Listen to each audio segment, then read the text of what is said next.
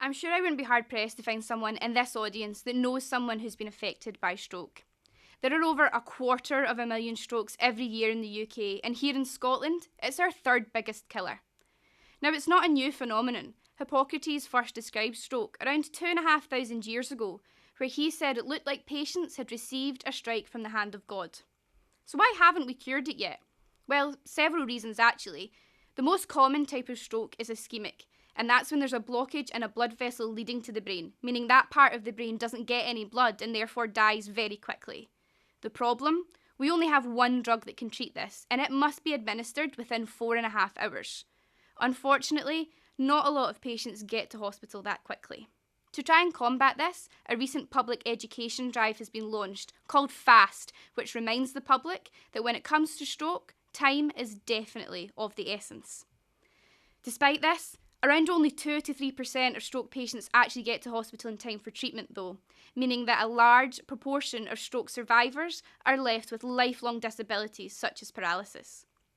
What's more, funding for stroke research is proportionally very low. Despite the fact that every year stroke kills twice as many women as breast cancer and twice as many men as testicular and prostate cancer put together, in 2012 funding for stroke research was at around £60 million. That's compared to over £500 million for cancer research. So what are we trying to do to fix this? Well, me personally, I look at a hormone called aldosterone. We already know that aldosterone has a huge effect on blood pressure in the body, but more recently it's also been found to have effects in the brain. Actually, if you give a drug that blocks the effects of aldosterone to an animal model, you get way less brain injury following a stroke. Now, we can't give this specific treatment to humans for a variety of reasons, but it gives us a great indication that aldosterone plays a role in the brain during stroke. Now the hard part. My job is to find out what aldosterone does in the brain and if we can modulate it. To do this, I use computer-based models, cells, animal studies, and even human patient samples.